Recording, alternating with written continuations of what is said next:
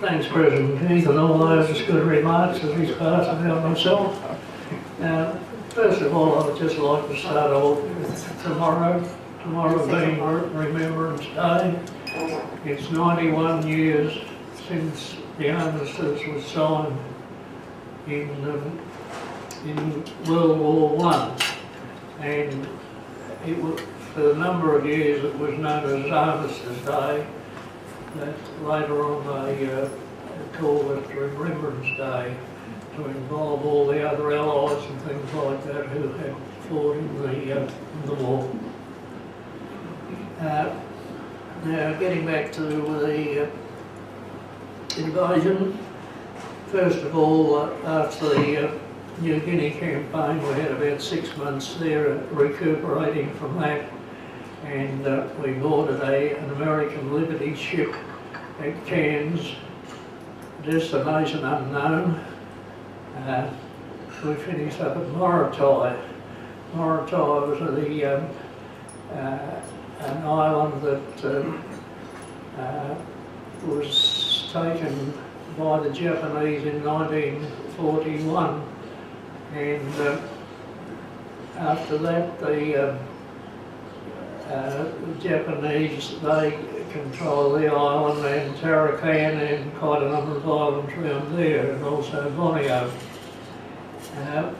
Regarding Morrie, the Americans took Morrie, regained it in 1945 early. Douglas MacArthur, his famous last words when he got kicked out of the Philippines, "I will return." And that was the start of Morrie, and the Americans, they proceeded northwards to the Philippines. Now, Morrie, we were offloaded at Morrie, and we were then told our destination was Tarakan. Now, Tarakan was an island about 15 mile long and 10 mile wide. Had been occupied by the Japanese since 1942. That was our destination. The battalion I was with, it was our job to clear the island so the rest of the 9th Division boys could make the land on Borneo proper. We left Morrie on the Australia, I think the name of the boat, and about 2 o'clock in the morning, heading towards Tarakan, we were offloaded, scrambled out of the boat into flat-bottomed barges, and headed towards Tarakan. When we got a few miles from Tarakan, I thought there wouldn't be much left of Tarakan. The Americans and the British Army, they'd bombarded it, there was shells and, flying everywhere. I thought they'd sink the island, all the bombardment they'd made. However, we got to Tarakan, and our company was one of the first wave ashore at Tarakan. Fortunately, the Japs had, when the bombardment came, they'd cleared out of the Tarakan foreshore and headed inland. And we had no trouble in landing there. It was only after we'd been there for 8 or 9 hours that we were consolidating the position so the rest of the troops could come in, the ammunition and artillery and whatnot. Anyway, our first job was to take the airstrip in Tarakan. Now, this airstrip had been bombarded by Australian and the RAF and the Americans to stop the Allies from using it, and of course had the other effect of stop our blokes from using it.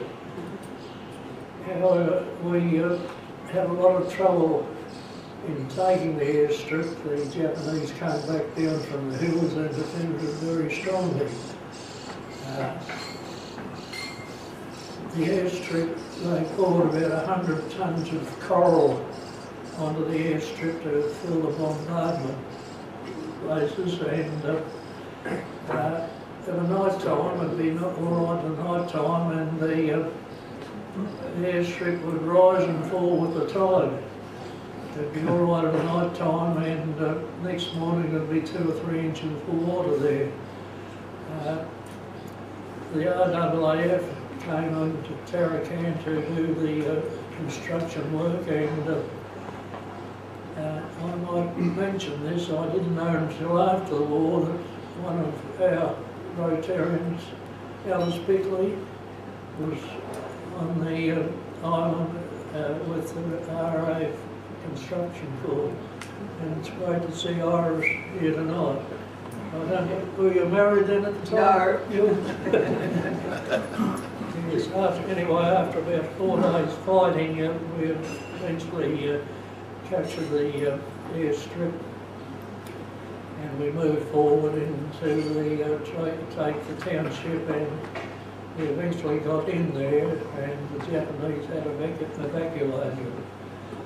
But they left behind a lot of tripwires and booby traps and whatnot. We had quite a few casualties with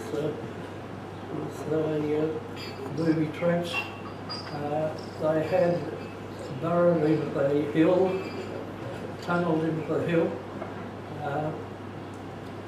Our boys tried to get in there, and they had tripwires on that, so they called in the Americans. They came in with flamethrowers, and they went right through the tunnels and with the flamethrowers to get rid of any tripwires and whatnot that were there. We then went from there further north, chased the Japs, pulling out. They had a habit of consolidating, and when things got tough, they'd pull out and leave 2 or 3 behind, snipers behind, and to hold up our advance.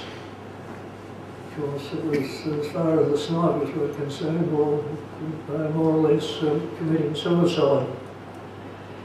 However, we eventually got into the hills, and we consolidated our position there for a while, and the Japs had also, and there was a bit of a lull in fighting, and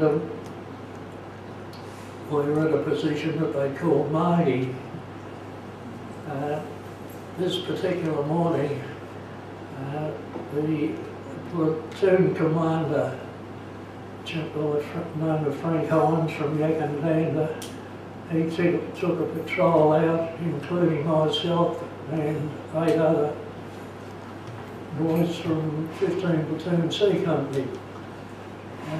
Instructions were to try and make contact with the Japanese to find out where they were and whatnot. And we certainly found them all right.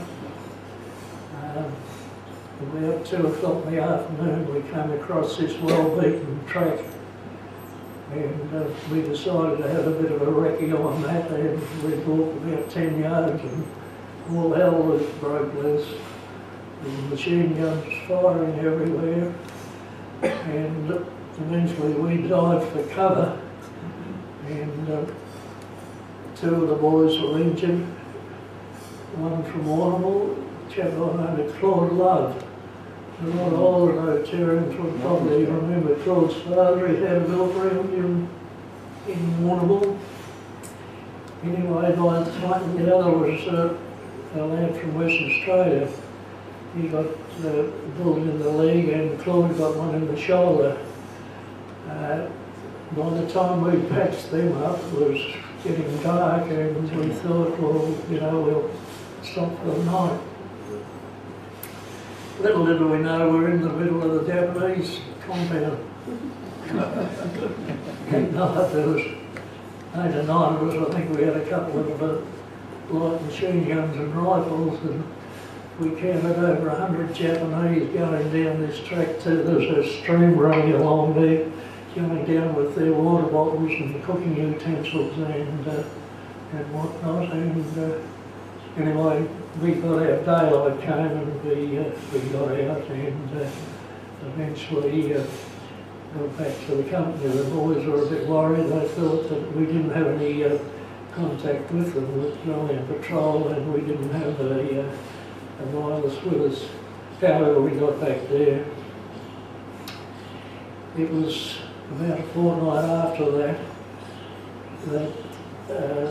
the battalion and the 2nd 48th Battalion decided on the information that we took back where the Japanese headquarters were, that they would make a final assault on them and try and wipe the Japanese out, which they did do, and it lasted for about 2 days, and eventually the Japanese, what was left of them, the Japanese retreated and went to the hills and into the swamp country, and we more or less had control of the island.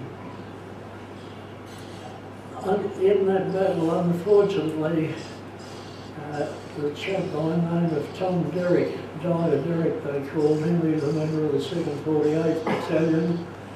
He'd won a DCM at El Alamein and won a Victoria Cross at New Guinea.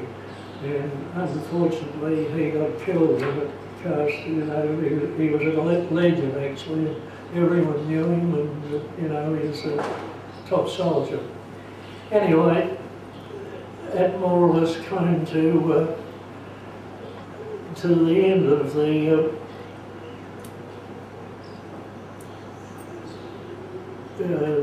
fighting in Tarakan.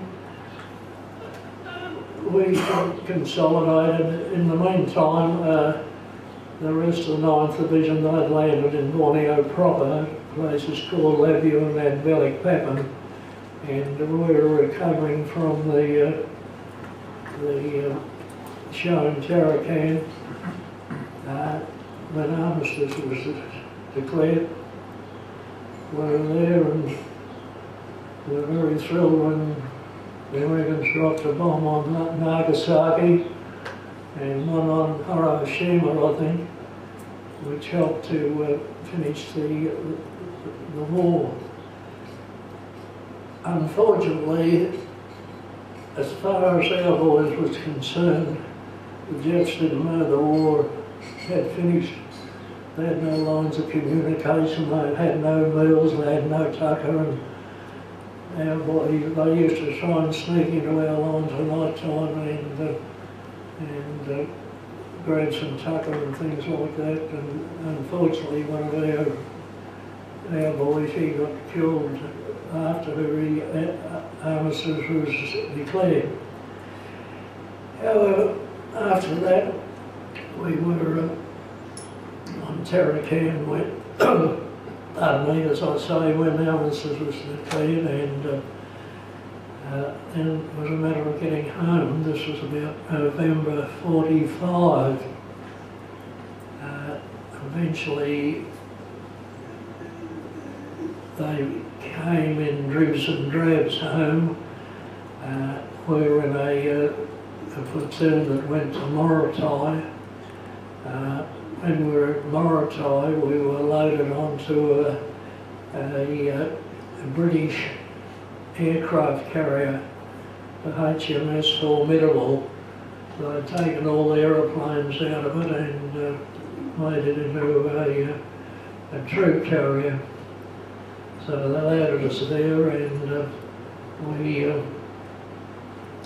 were taken back to Brisbane. From Brisbane to Melbourne, pardon me, to Royal Park. On the 20th of December 1945, I was discharged from Royal Park, given a rail warrant back to Warrnambool and a new suit, and I was home for Christmas in 1945. Just a few stories about the battalion. I was a member of the 2nd 23rd Battalion, which was a member of the 9th Division. The battalion was formed in Albury in 1940. The commanding officer, first commanding officer was Brigadier Bernard Evans, who was later to become Lord Mayor of Melbourne. The battalion served at Tobruk, they served at El Alamein, I served in New Guinea and served in Tarakan. I might mention in Tarakan the casualties we had in Tarakan. We had 51 of our boys killed from the battalion and 101 injured. And regarding the casualties from the whole of the battalion for the duress for the war, I had 318 killed in action, 104 taken prisoner of war, which was taken prisoner of war in Tobruk and El Alamein, and 104 POWs and 736 were wounded in action. When the war finished, the battalion formed an association which at the present time is still going. They spent thousands and thousands of money in Albury. The battalion was formed in Albury and we were known as Albury's own. The Albury people looked after us boys when we were away, parcels and everything and whatnot, and when they came back to the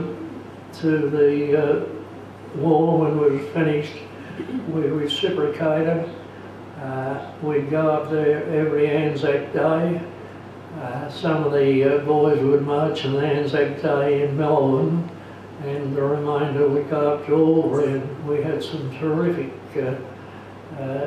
days up at Albury. The Albury people, you know, I was 2nd 23rd Battalion, you know, come home, you know, so anyway, it was quite good. Unfortunately, August of next year, it'll be 70 years since the battalion was formed, and as there are very, very few of the old originals and soldiers left, they decided at the meeting just recently they would disband the association, and what funds they had they'd plough back into the Albury Hospital or Albury schools and colleges and whatnot. So that finished the setup with them. I'd just like to finish off with the ode which is spoken at the RSL in every club in Australia, and the ode is: age shall not weary them, nor the years condemn, and in going down of the sun, and tomorrow we will remember them. Thank you, Rotarians.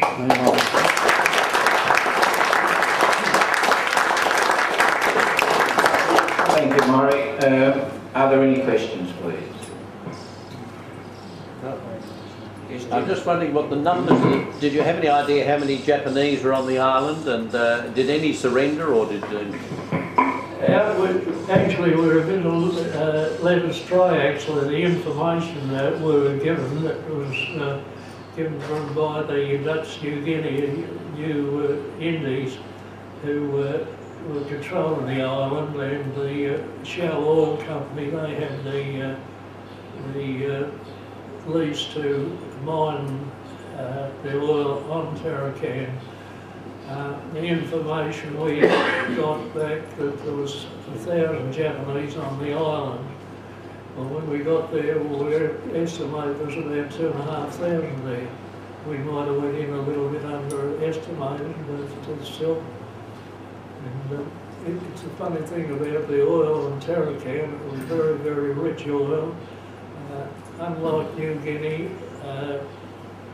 malaria. There was no malaria there. The reason being the swamps in Tarakang and all the water had a film of oil over the water, and the mosquitoes that walked in the water when they were coming up to get air, and they couldn't get through the oil. It was that thick, and as I say, unlike New Guinea or back ever in the winter, New Guinea had got malaria. Any others? Well, Morrie, I think... Could I we've just got ask? time. Oh, could I just ask? The other part was, did any of the Japanese surrender? Because they were famous for being fanatical soldiers, weren't they? Wouldn't surrender in even the worst circumstances. Did you take any prisoners? Or? I'll go back to New Guinea, where they skirmished with the Japanese in New Guinea. Lasted for about a day and a half. We lost about 10 boys killed. The Japanese patrol was about 130, 140. They decided that the Japanese, they'd come out from Lae, they'd occupied the township of Lae, they'd come out from there, and they retreated back to there. They forgot all about their wounded. I always remember Jack Atkinson. A lot of people know Jack Atkinson. He was officer in charge of sea company and being caused no noise or anything like that. And he said, "Right, chaps, fix bayonets, we're going in." I thought, "Gee, this is good." So anyway, we got him there. And the only Japanese that were there were ones that were injured. And as soon as they saw us coming, rather than surrender, they just committed suicide. They just got hand grenades and pulled the lever of the hand grenades and just held against their chest. On Tarakang, we held a position there one morning, and 4 Japanese come along the track and said we had a tripwire over the track at 10 with a few pebbles and stones in it. If they kicked it, we'd know that they were on the way. And there was 4 of them there, and one of them had a 12-inch naval shell strapped to his back. He was trying to get into our position to blow us up with this naval shell, of course. Naturally, he didn't get too far, but they were fanatics actually, rather than be taken prisoner of war. They'd alive themselves. Yesterday I was speaking to Morrie, and he related a story to me about when you were in Tarakang and your officer was looking for a sniper with his binoculars. Morrie, could you relate that story? Yeah, it was the first day there, and our officer, Frank Hines, I mentioned his name before, he came from Yakin bloody Dander, he always called it. He came from Yakin Dander. However, we moved a little bit inland, and there's a bit of sniper fire about, and he decided that he'd try and pinpoint the position and call on the artillery to drop a few 25-pounders amongst them. However, he stood up with these binoculars. I was a couple of yards away, and as he stood up, a sniper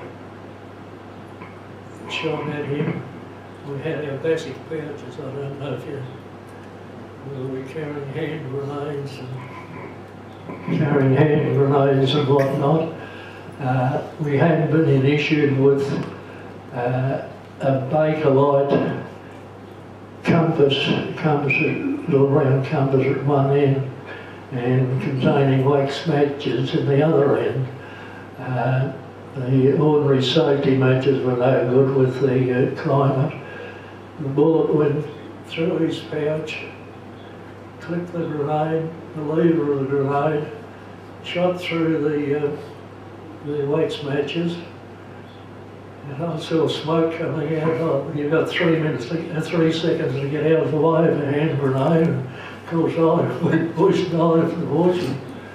Anyway, 3 seconds passed, and 4 seconds passed, and 5 seconds passed, and anyway, you got up, and it appeared that this particular bullet had gone through the Bakelite wax matches and set them on fire and out again. So.